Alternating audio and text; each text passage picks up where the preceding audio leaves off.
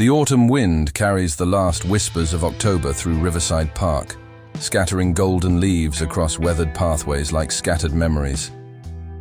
Clint Eastwood walks slowly along the main trail, his worn leather boots crunching softly against the carpet of fallen maple and oak leaves that have begun their annual surrender to winter. In the distance, beneath the ancient elm tree that has stood sentinel over this corner of the park for nearly a century, a figure moves with deliberate purpose. The man appears to be in his 60s, dressed in faded work clothes and a knitted cap pulled low over his eyes. His movements are careful, methodical, as he kneels among the fallen leaves with the patience of someone who has learned that the most important work is often done in silence. Clint pauses on the path, watching as the man picks up individual leaves, examines them closely, then places them in careful arrangements on the ground. The scene strikes him as oddly purposeful, too deliberate to be simple maintenance work. As he draws closer, he can see that the leaves have been arranged in patterns, lines and curves that suggest something more than random placement. The man works without speaking, his concentration absolute. When a group of joggers passes by, one of them calls out with casual cruelty, "Hey, crazy leaf man, still playing with your garbage?" The others laugh, their voices carrying the casual dismissiveness that people use when they encounter something they don't understand. The man doesn't look up, doesn't acknowledge the comment. He simply continues his work, selecting another leaf with the care of an artist choosing the perfect brushstroke. But Clint notices the slight tension in his shoulders, the way his hands pause for just a moment before resuming their careful placement. As the joggers disappear around the bend, Clint approaches the man slowly, his curiosity overcoming his usual preference for solitude. The arrangements of leaves become clearer as he draws near. They form letters, words spelled out in the natural script of autumn's offerings. The man finally looks up, and Clint sees kind eyes behind wire-rimmed glasses. A face weathered by years of outdoor work and marked by a quiet dignity that speaks of inner strength. The man's mouth opens as if to speak, then closes. He points to his throat and shakes his head, a gentle gesture that explains his silence. Clint kneels down beside the leaf arrangements, studying the words that have been spelled out with such care. Memory, hope, forgiveness, love. Each word is crafted from leaves of different colors and shapes, creating a natural mosaic of human emotion written in the language of the season. "You're writing," Clint says quietly, understanding beginning to dawn. "These aren't just decorations, you're telling stories." The man nods, his eyes brightening with the recognition that someone finally sees his work for what it truly is. He points to himself, then to the leaves, then spreads his hands in a gesture that encompasses the entire park. This is his canvas, his voice, his way of speaking to a world that has learned to ignore him. The misunderstood artist. Clint settles onto a nearby bench, his curiosity transforming into something deeper, a recognition of artistry and purpose that demands respect. The man continues his work, and Clint watches as new words take shape. Vietnam, brothers, silence, pain. "You served," Clint observes, the words forming a statement rather than a question. The man looks up sharply, surprise flickering across his features. He nods slowly, then points to his throat again. With careful movements, he mimes an explosion, touches his neck, and spreads his hands helplessly. The story unfolds without words, a battlefield injury that stole his voice but not his need to communicate. "My name's Clint. I'd like to know yours." The man considers for a moment, then begins arranging leaves with renewed purpose. Soon the letters spell out Thomas, followed by Tom. He points to himself and nods, a small smile playing at the corners of his mouth.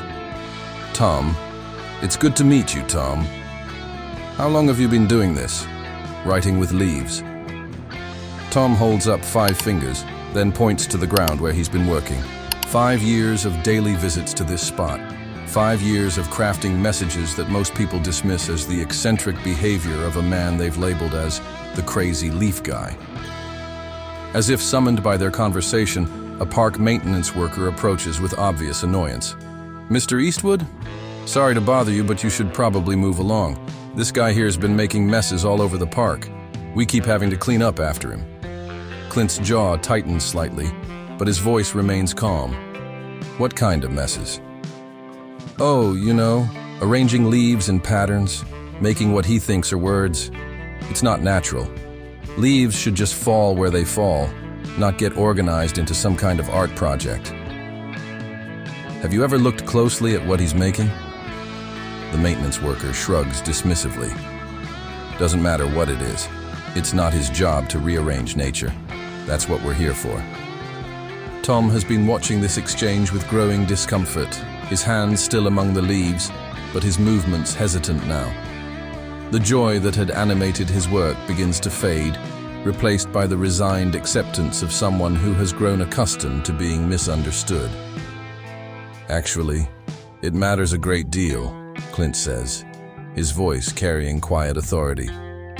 "Tom here is a veteran who lost his voice serving his country. This is how he communicates, how he shares his thoughts and memories. You're not looking at a mess, you're looking at literature." The maintenance worker's expression shifts from annoyance to uncertainty. I didn't know he was a veteran. But still, the park has rules about... Rules about what? About expression? About art?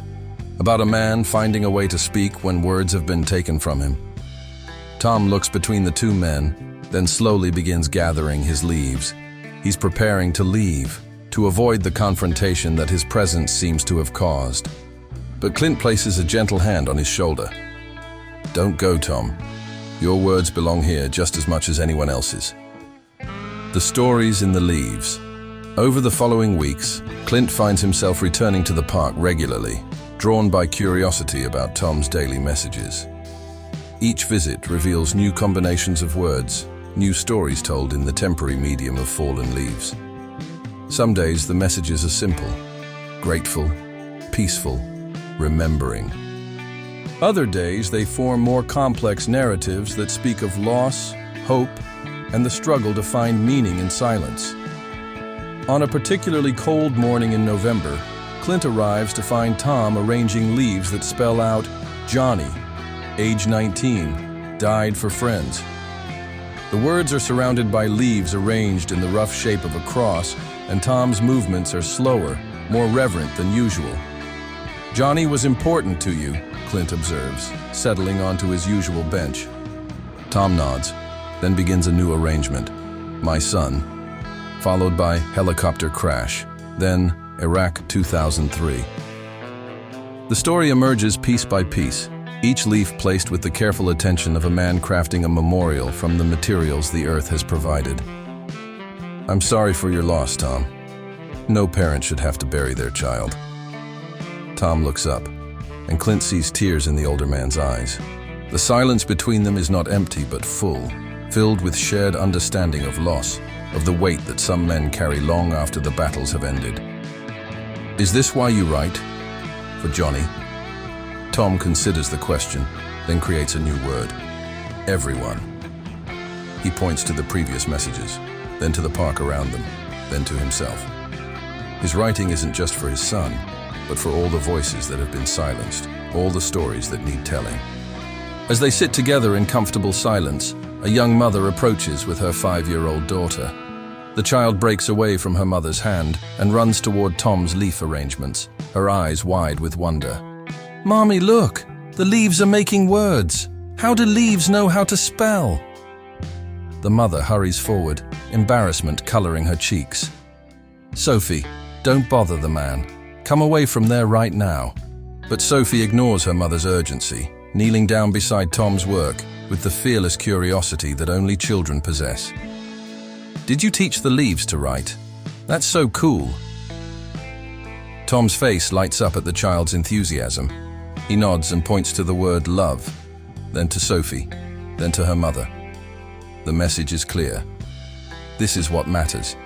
this connection between generations, this wonder that sees art where others see only debris. "He's not bothering anyone," Clint says to the mother. "Tom here is a storyteller. He's showing your daughter that words can come from anywhere, even from the things that fall from trees." The mother relaxes slightly, watching as Tom carefully selects a perfect red maple leaf and hands it to Sophie. The child accepts it with the reverence usually reserved for precious gifts. "What does this one say?" Sophie asks. Tom points to the leaf, then to Sophie's heart, then spreads his hands in a gesture that encompasses everything around them. The leaf doesn't say anything by itself, but it's part of a larger story, part of the ongoing conversation between earth and sky, between seasons and souls. "I think he's saying that every leaf has a story," Clint interprets, "just like every person has a story worth telling." The growing recognition word of Tom's leaf poetry begins to spread through the community, carried by children like Sophie who see magic where adults see only maintenance issues. A local teacher brings her third-grade class to observe Tom's work as part of a lesson on alternative forms of communication. The children sit in a circle around his daily arrangements, asking questions through interpreters and marveling at the idea that someone could make art from fallen leaves. Mrs. Patterson, the teacher, approaches Clint after one of these informal sessions. "I've never seen anything like this." The children are fascinated by the idea that communication doesn't always require speaking. It's opened up discussions about inclusion, about different abilities, about finding your voice even when you can't use your voice. "Tom has a gift for teaching without trying to teach," Clint observes. "He just shows up every day and does his work. The lessons come naturally." "Would you mind if I brought this to the attention of the school district?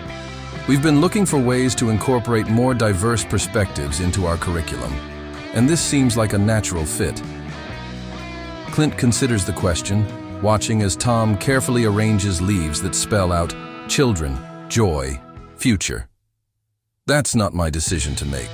You'd have to ask Tom." When Mrs. Patterson approaches Tom with her request, using simple gestures and written notes to communicate, his response is immediate and enthusiastic.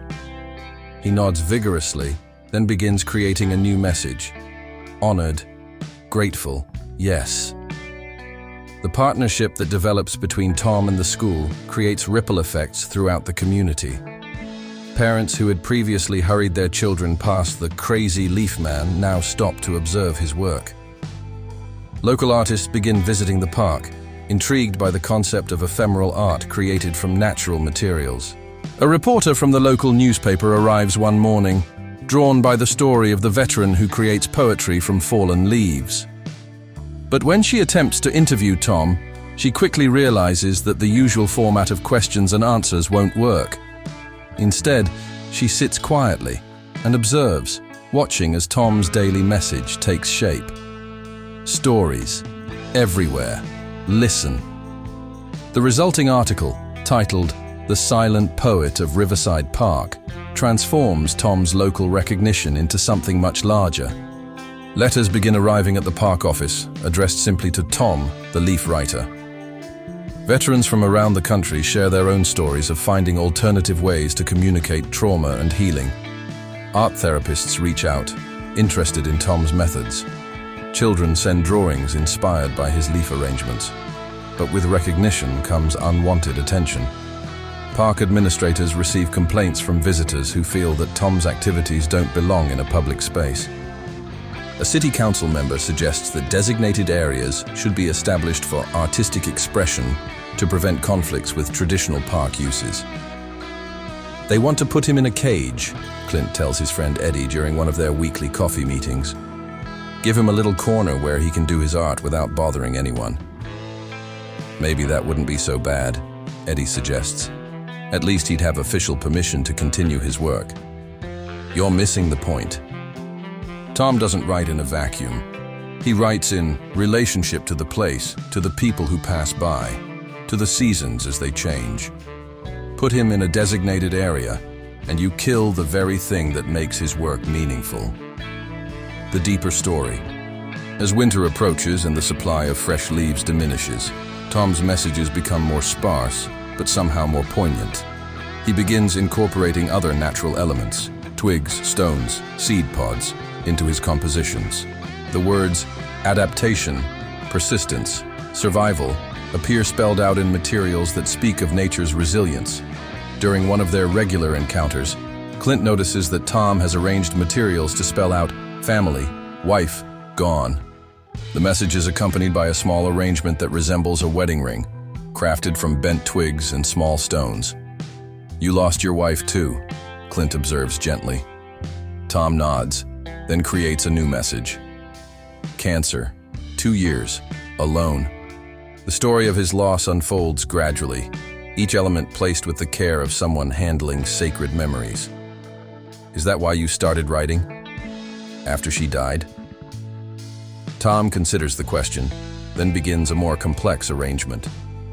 The words, Helen, understood, silence, take shape, followed by after, needed, voice. The narrative becomes clear. His wife had been his translator, his bridge to the speaking world. After her death, he had to find new ways to communicate, new methods of connection.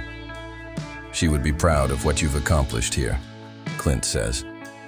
Tom's eyes fill with tears, but his smile is genuine. He points to the sky, then to his heart, then to the words he's created. Helen is still part of his conversation with the world, still present in every message he crafts. As they sit together watching the afternoon light fade across the park, Tom begins working on his most ambitious project yet. Using every available material, he creates a sprawling narrative that covers nearly 10 square feet of ground. The words tell a story of war and loss, of silence and discovery, of community and connection. At the center of it all, surrounded by carefully placed leaves in the shape of a heart, are the words, "Still here, still speaking, still hoping." "This is beautiful, Tom, but it's too big for just the two of us to see. You should share this with more people." Tom looks uncertain, his usual confidence wavering. He's grown comfortable with his small daily audiences, children, dog walkers, the occasional curious passerby. The idea of deliberately seeking a larger audience seems to overwhelm him. What if we invited people to come see it? Not a big crowd, just a few folks who would appreciate what you've created. Tom considers this, then slowly nods. He adds new words to his composition. Ready, nervous, honored. The revelation. The small gathering that assembles the following Saturday represents a cross-section of the community that has grown around Tom's work. Mrs. Patterson brings several of her students and their parents. The local librarian arrives with a group of seniors from the reading club. A few veterans from the VFW post attend, drawn by word-of-mouth stories about one of their own, finding a unique voice. Tom stands nervously beside his creation, overwhelmed by the attention, but visibly moved by the presence of so many people who have come specifically to see his work. The afternoon sun filters through the bare branches above, casting intricate shadows across his leaf poetry. Mrs. Patterson addresses the small crowd. What we're looking at here isn't just art.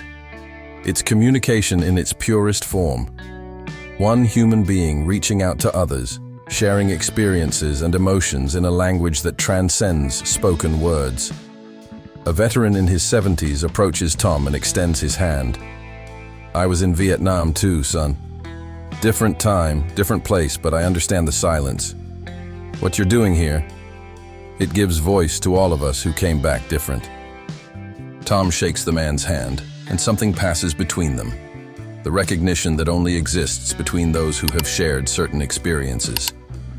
The older veteran looks down at the leaf arrangement and nods slowly. "You're telling our story. All of our stories." A young art student from the local college asks permission to photograph the work, explaining that she's writing her thesis on outsider art and alternative forms of expression. Tom hesitates, then looks to Clint for guidance. "It's your choice, Tom. But remember, photographs last longer than leaves. Your words could reach people you'll never meet." Tom considers this, then nods his consent. As the student carefully documents his work, he begins creating a new message alongside the original. Share, remember, continue, member. The gathering continues for nearly 2 hours, with visitors asking questions through written notes and gestures, sharing their own stories of communication challenges, and expressing amazement at the complexity and beauty of Tom's temporary art. As the crowd begins to disperse, a middle-aged woman approaches Tom with tears in her eyes. She writes a quick note and hands it to him. "My son has autism and doesn't speak. Seeing your work gives me hope that he'll find his own way to share his thoughts with the world." Tom reads the note, then immediately begins creating a response in leaves. Every voice matters. Find way. He hands the woman a perfect yellow leaf as she leaves, and she clutches it to her chest like a talisman. The challenge.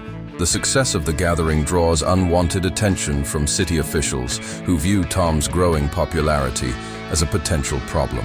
A Parks Department supervisor arrives the following Monday with a formal notice requiring Tom to obtain permits for any future organized events in the park.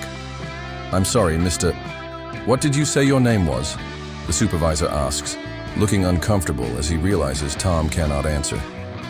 "His name is Tom," Clint intervenes, having arrived for his usual morning visit. "And he wasn't organizing an event. People came to see his work because they wanted to. Regardless, we can't have unauthorized gatherings in the park. If this gentleman wants to continue his activities, he needs to go through proper channels. His activities consist of arranging leaves that have already fallen. Last I checked, that wasn't illegal. It's not about legality, Mr. Eastwood. It's about park management and public safety. What happens when larger crowds start showing up? What about liability issues? Insurance concerns?" Tom watches this exchange with growing distress. He begins gathering his materials, preparing to leave rather than cause more trouble. But Clint places a firm hand on his shoulder. "Tom, you have as much right to be here as anyone else. Don't let bureaucracy chase you away from the place where you found your voice." The supervisor's expression softens slightly. "Look, I'm not trying to be the bad guy here, but I have a job to do, and part of that job is making sure the park operates smoothly for everyone. Maybe we can find a compromise." "What kind of compromise?" "There's a community garden area that doesn't get much use this time of year. Mr. Tom could set up there, maybe even get some official recognition as a park artist in residence.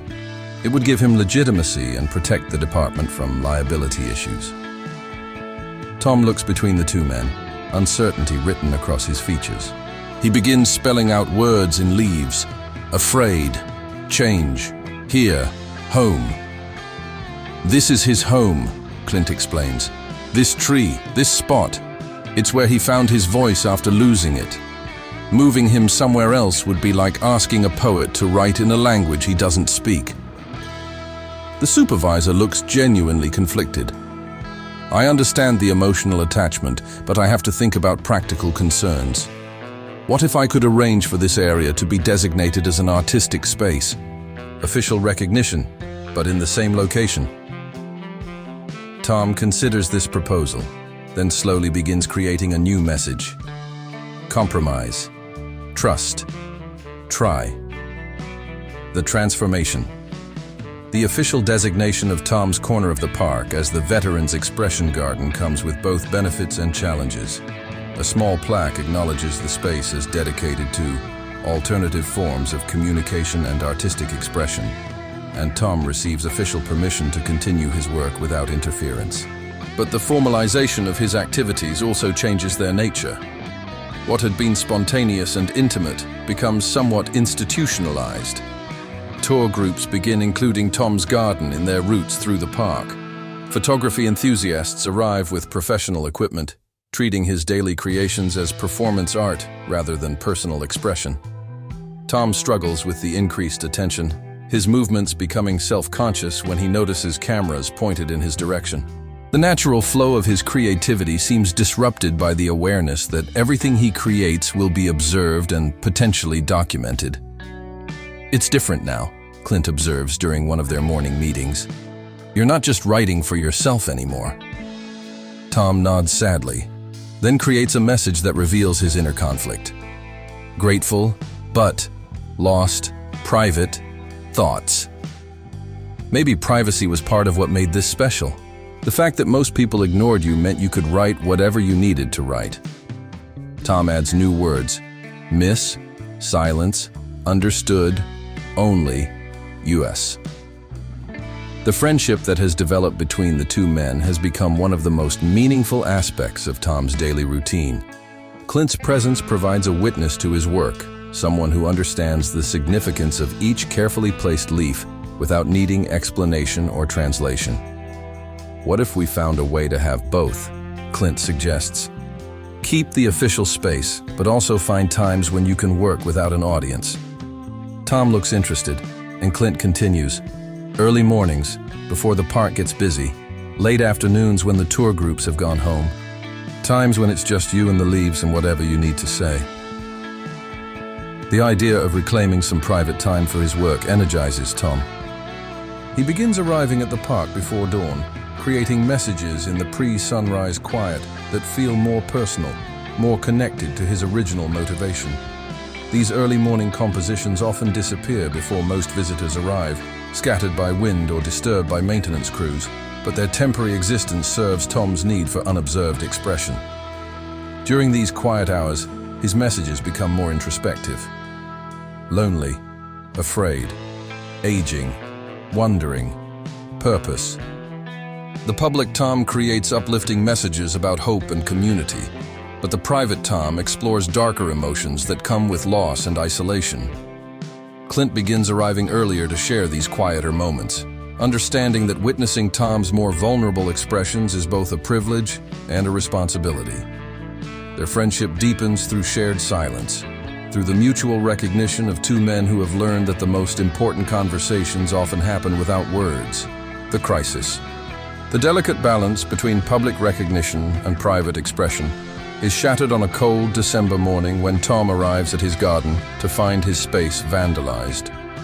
Someone has scattered his carefully stored materials, broken the small branches he uses for letter formation, and spray-painted "Freak Show" across the dedication plaque. Tom stands among the destruction, his shoulders shaking with silent sobs. Months of careful collection, special leaves preserved between newspaper pages, interesting stones gathered from various corners of the park, twigs shaped by weather into perfect letter forms, all of it destroyed in a few minutes of mindless cruelty. Clint arrives to find Tom sitting on the ground among the debris, holding a torn photograph that had been part of his supplies. The image shows Helen, Tom's late wife, smiling in their garden at home. The photograph has been deliberately ripped in half. Who would do this? Clint's voice carries a cold anger that Tom has never heard before.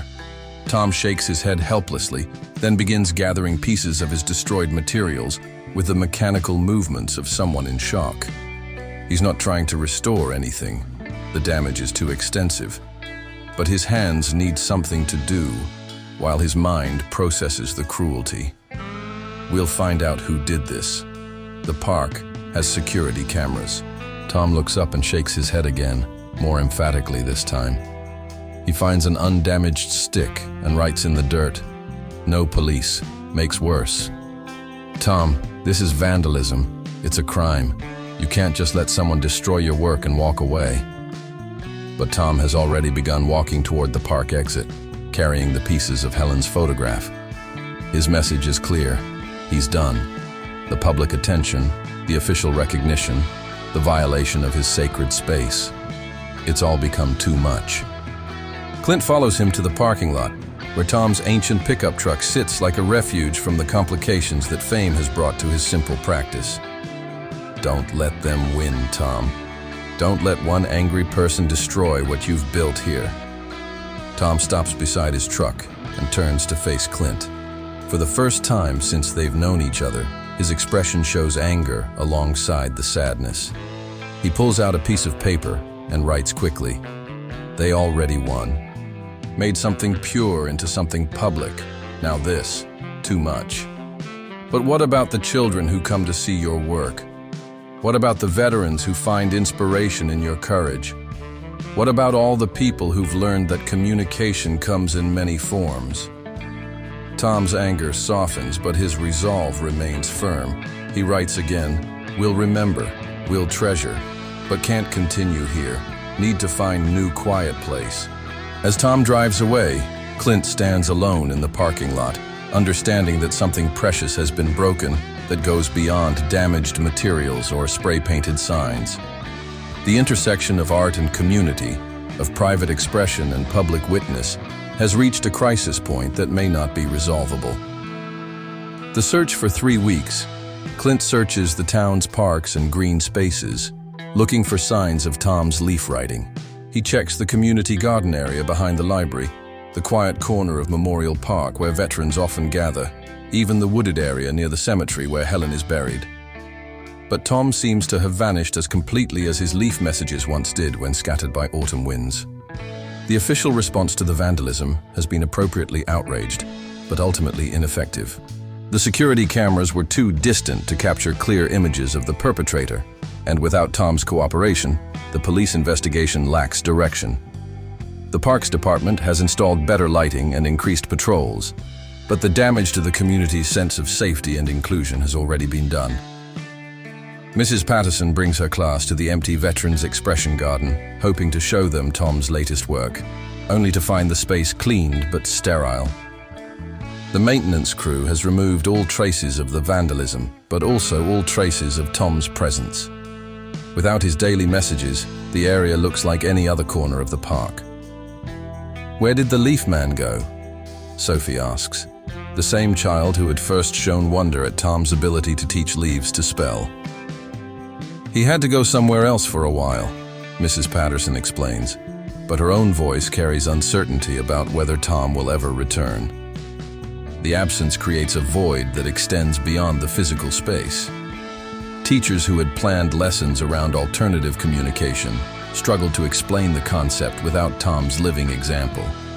Veterans who had found solace in his daily messages feel disconnected from their own stories. Children who had learned to see art in fallen leaves walk past them without recognition. Clint finally finds a clue during a visit to the small diner where Tom occasionally bought coffee.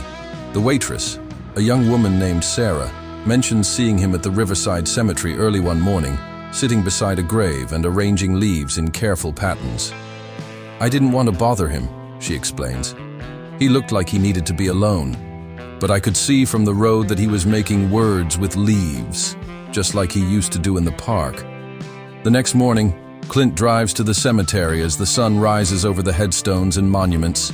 He finds Tom sitting beside Helen's grave, surrounded by a message spelled out in pine needles and winter leaves. "Sorry. Failed. Lost. Way. Love. You." Tom looks up as Clint approaches, his face showing both embarrassment and relief at being found. He's lost weight over the past 3 weeks, and his clothes hang loose on his diminished frame. "Hello, Tom. I've been looking for you." Tom nods but doesn't smile. He points to Helen's headstone, then to the message he's created, then to himself. The meaning is clear. He's been talking to his wife, seeking guidance from the person who had always understood his silence. "What did she tell you?" Tom considers the question, then begins rearranging his pine needles to form new words. Be brave, continue, share, gifts. She wants you to go back. Tom shakes his head and creates a new message. Can't, face, people, broken, trust. Clint settles on the ground beside Tom, ignoring the cold dampness seeping through his pants. I understand why you left. What happened was cruel and unfair, but hiding here isn't the answer. Tom's response is immediate. Not hiding, healing. How long does healing take? The question hangs between them as Tom considers his response. Finally, he creates what may be his most honest message yet. Don't, no, maybe, forever. The reconciliation. They sit together in the cemetery for over an hour, watching as other visitors come and go, leaving flowers and speaking quiet words to the departed. The normalcy of grief and remembrance provides a context that makes Tom's leaf writing seem less unusual, more universally human. You know, Clint says eventually, Helen was right about sharing your gifts, but maybe she didn't mean you have to share them with everyone. Maybe some gifts are meant for smaller audiences. Tom looks interested, and Clint continues, what if you came back, but on your own terms?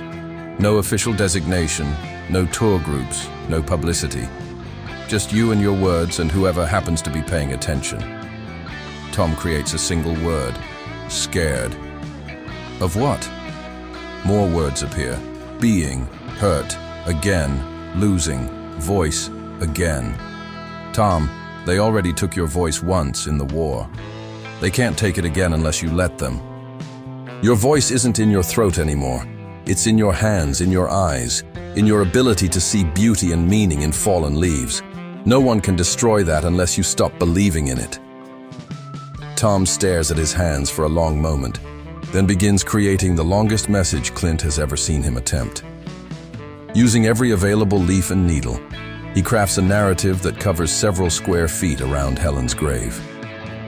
Came, home, broken, lost, voice, war, Helen, loved, silence, understood, words, not, needed, always, after, she, died, silence, became, prison, leaves, became, key, opened, door, to, world, again, people, saw, understood, felt, less, alone, then, someone, angry, tried, to, lock, door, again, but, door, still, open, choice, to, walk, through, or, stay, safe, inside. Clint reads the entire message twice, absorbing the profound simplicity of Tom's spiritual journey from isolation to connection and back toward choice. The door is still open, he repeats. That's the key, isn't it? You get to choose. Tom nods, then adds a final word to his message. Choose. What do you choose? Tom stands slowly, his joints protesting the long period of sitting on cold ground. He looks around the cemetery, taking in the peaceful atmosphere of remembered lives and ongoing love. Then he begins gathering his materials with the purposeful movements Clint remembers from their first meeting. Going. Home, Tom spells out with his remaining leaves. To the park? Tom shakes his head and points toward the cemetery exit, then to Clint, then makes a gesture that encompasses both of them. He's not just going back to the park. He's going back to the community he's built there, starting with the friendship that has sustained him through crisis. Tom's return to Riverside Park happens quietly, without announcement or fanfare. He arrives at his usual time on a Tuesday morning in January, when the regular dog walkers and early joggers provide a familiar rhythm to the winter landscape. The official plaque still bears faint traces of the spray paint that couldn't be completely removed, but Tom ignores it as he begins his work. His first message back is simple. Grateful, friends, home. Mrs. Patterson, arriving with her weekly walk before school, is the first to notice his return. She approaches cautiously, unsure if he wants to be left alone or welcomed back. Tom, it's good to see you again. We've missed you. He looks up from his work and smiles, the first genuine smile Clint has seen from him since the vandalism. Tom adds new words to his message. Missed. You, too. The children have been asking about you every day. They wanted to know when the Leaf Man would come back to teach them new words. Tom's response is immediate. Ready. To. Teach. Again. Word of Tom's return spreads organically through the community, carried by the same informal networks that had originally brought attention to his work. But this time, there's an unspoken understanding that his presence is fragile, precious, and deserving of protection. Sophie arrives with her mother the following day, carrying a small bag of leaves she's collected from her own yard. I saved these for you, she announces, presenting her offering with the seriousness of a diplomatic gift. Tom accepts the leaves with equal gravity, examining each one carefully, before incorporating them into his daily message. Sophie watches, fascinated, as her contributions become part of words that spell out friendship, kindness, hope. "Did my leaves say good words?" she asks. Tom nods and creates a special message just for her. Your leaves speak love. The interaction sets a new tone for Tom's work. Instead of being observed as a curiosity or treated as public art, his leaf writing becomes participatory. Visitors begin bringing their own contributions. Interesting stones, colorful leaves, small twigs shaped by nature into useful forms. Tom incorporates these gifts into his daily messages, creating a collaborative form of expression that belongs to the entire community. The new understanding. The change in dynamics doesn't escape the attention of park officials, but their response is markedly different from the previous bureaucratic approach. The park's director, Janet Morrison, visits Tom's Corner personally, not to issue regulations but to understand what's taking place. "I want to apologize for what happened before," she tells Clint, who has resumed his role as Tom's unofficial interpreter. "We handled the situation poorly.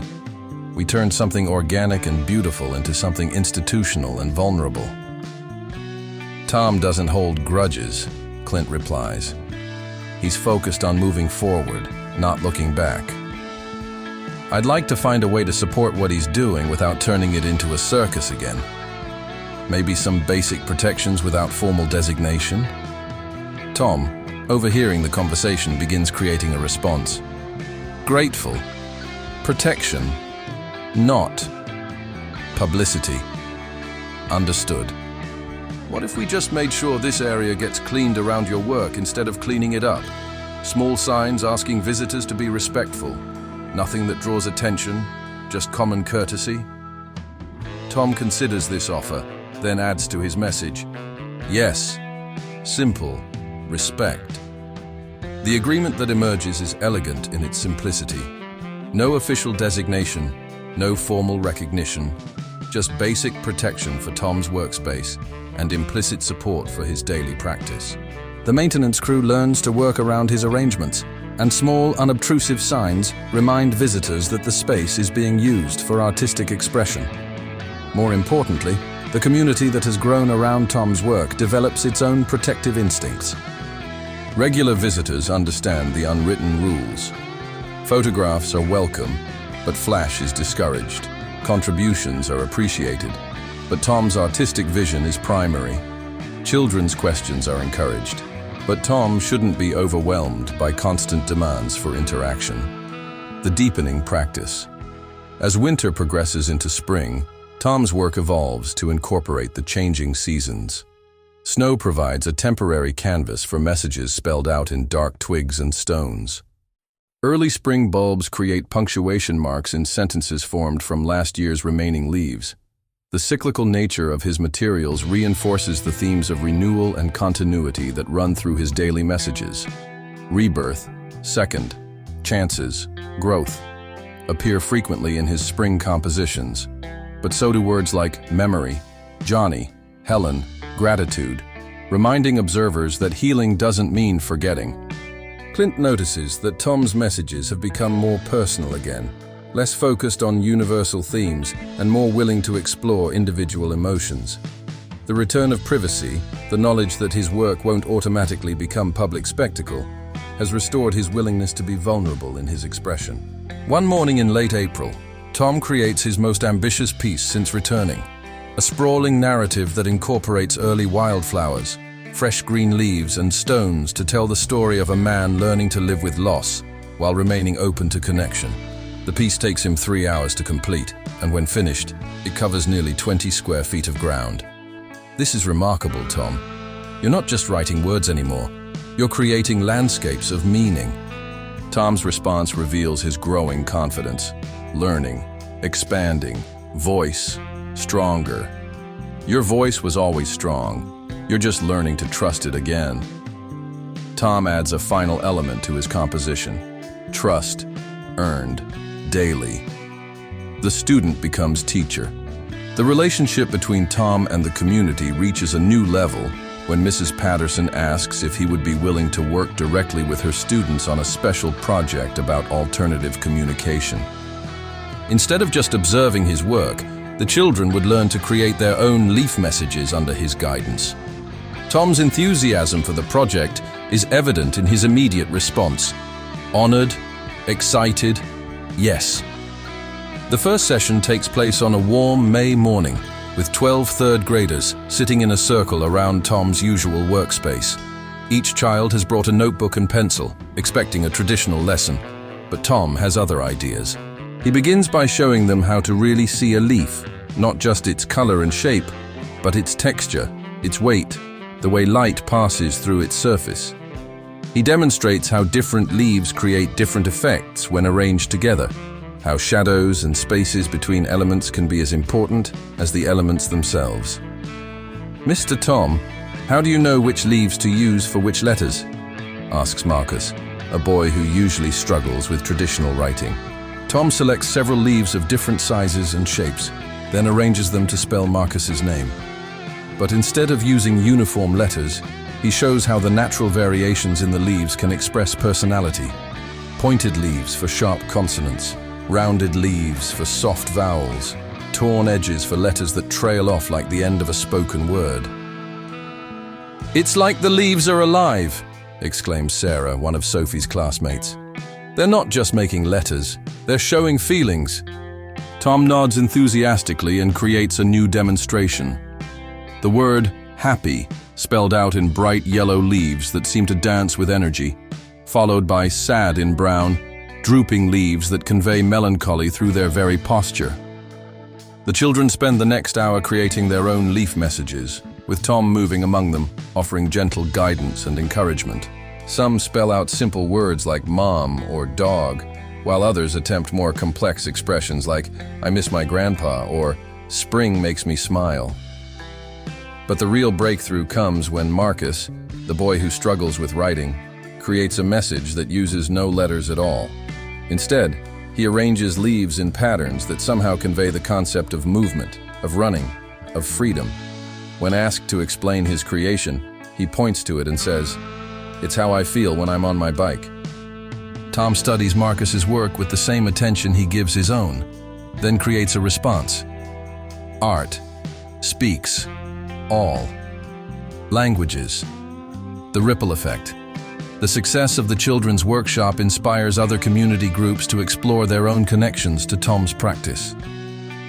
The Senior Center organizes a reminiscence project where elderly residents create leaf arrangements that represent memories from their youth. Veterans from the local VFW post begin gathering monthly in the park to share their own stories through temporary art. A local art therapist, Dr. Rebecca Chen, approaches Tom about incorporating his techniques into her practice with trauma survivors. Through CLINT's interpretation, she explains how the temporary nature of leaf art can help clients express difficult emotions without the pressure of creating something permanent. "There's something liberating about art that's meant to disappear," she tells Tom. "It allows people to say things they might be afraid to preserve, but the act of saying them still has value." Tom's response indicates his immediate understanding of the concept. Safe. To. Speak. Truth. When. Truth. Can. Fade. The therapeutic applications of Tom's approach extend beyond trauma work. A support group for people with communication disorders begins meeting in the park, exploring how natural materials can supplement or replace traditional speech. Parents of children with autism find that the tactile, visual nature of leaf arrangement provides their kids with new ways to express complex ideas.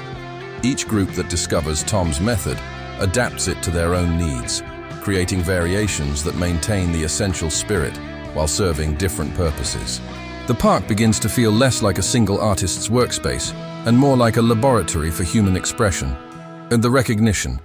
As Tom's influence spreads beyond the local community, outside recognition becomes inevitable. A regional arts council nominates him for an award honoring innovative community art. A university researcher requests permission to study his methods for a paper on alternative communication. A documentary filmmaker expresses interest in creating a short film about his work. but Tom's response to these opportunities reveals how much he's learned from his previous experience with unwanted attention. Instead of automatically saying yes or reflexively withdrawing, he considers each request carefully, evaluating whether it serves his core mission of communication and connection. To the Arts Council, he responds, "Honored, but prefer quiet recognition." To the researcher, he agrees to participate, but only if the focus remains on the techniques rather than his personal story. Methods, yes. Biography, no. To the filmmaker, he offers a compromise. Document the community's use of his techniques rather than making him the central figure. Show others' voices, not mine. These responses reflect a mature understanding of how to maintain authentic artistic practice while engaging with a world that often prefers spectacle to substance. Tom has learned to protect the essential core of his work while remaining open to meaningful connections.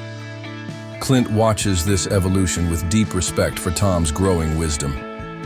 You've learned how to stay true to yourself while still sharing your gifts. That's a rare skill. Tom's response indicates his awareness of the delicate balance.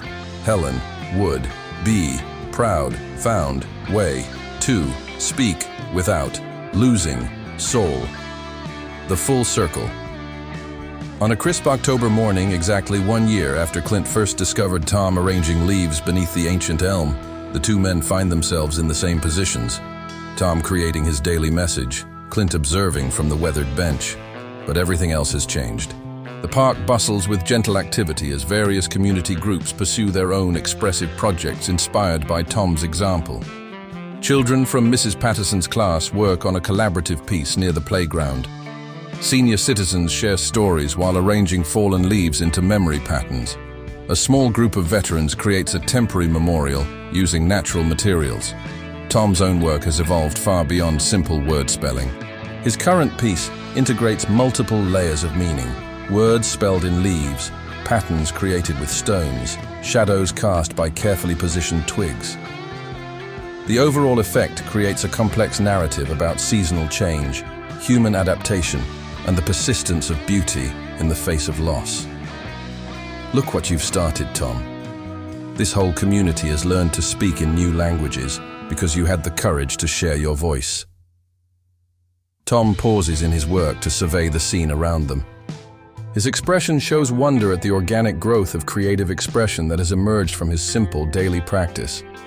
He adds words to his current composition, not, just, my, voice, everyone's voice. That's the real gift, isn't it? Not just finding your own way to communicate, but helping others find theirs. Tom nods, then creates what may be his most profound message yet. Silence, taught, me, to, listen, listening, taught, me, to, hear, others, need, voice, to. As the morning progresses and the various groups complete their projects, a natural gathering forms around Tom's workspace. Without any formal organization, people begin sharing what they've created, explaining their choices of materials and the meanings embedded in their arrangements. Sophie, now a year older and more articulate, presents a leaf sculpture that represents her family. This big red leaf is my dad because he's strong and loud. This little yellow one is me because I'm small but bright. And this green one is my mom because she takes care of everything. Tom studies her work with the same seriousness he brings to his own, then creates a response that incorporates elements from her piece. Family, love, takes, many, forms, all, beautiful. An elderly veteran approaches with a simple arrangement that spells out the names of fallen comrades. His hands shake slightly as he places the final leaf, and his voice carries the weight of decades when he speaks.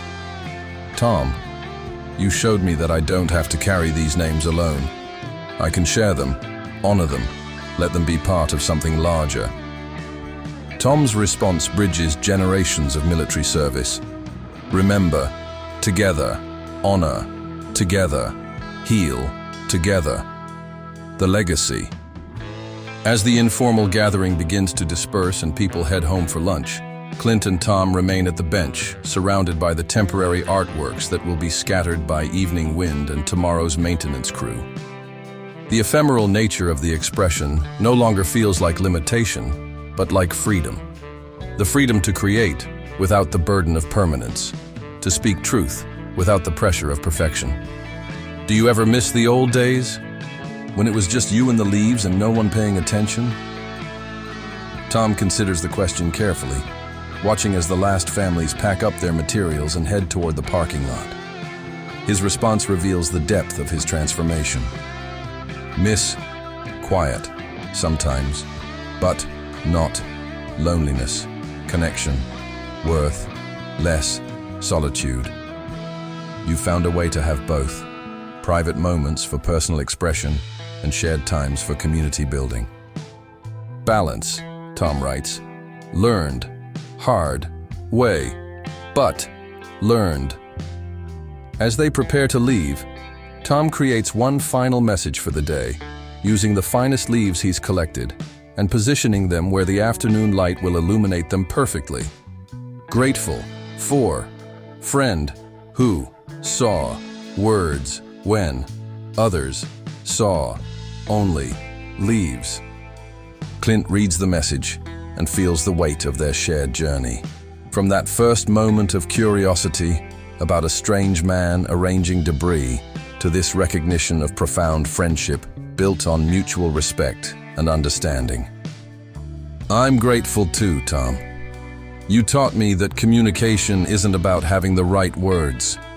It's about having the courage to reach out, even when you're not sure how your message will be received. Tom's final response of the day encapsulates everything they've learned together. Courage. 2. Speak. Wisdom. 2. Listen. Love. 2. Understand. The closing. As winter approaches again and the cycle of seasons prepares to renew itself, Tom's practice continues to evolve and inspire. The community that has grown around his work has become largely self-sustaining, with new participants constantly discovering the power of natural expression, while longtime members serve as mentors and guides. The park itself has been transformed not by official designation or bureaucratic intervention, but by the organic growth of creative community. Signs of expressive activity appear throughout the grounds: stone arrangements near the pond, twig sculptures along the walking paths, flower patterns in the community garden that spell out messages of hope and healing. Tom remains at the center of this creative ecosystem, not as a leader or teacher in any formal sense, but as the quiet catalyst whose courage to share his own voice gave permission for others to find theirs. His daily practice continues, each message a small act of faith that communication is possible across all barriers of circumstance and ability. On quiet mornings when he works alone, Tom sometimes creates messages addressed directly to Helen, sharing the day's small victories and ongoing challenges with the woman who first taught him that love transcends the need for spoken words. On busy afternoons when the park fills with collaborative creative activity, he serves as anchor and inspiration for a community learning to speak in languages older than speech itself. The mockery that once greeted his work has been replaced by recognition and respect, but more importantly, it has been replaced by understanding. People no longer see a strange man playing with debris, but an artist, teacher, healer, whose commitment to authentic expression has created space for others to discover their own authentic voices.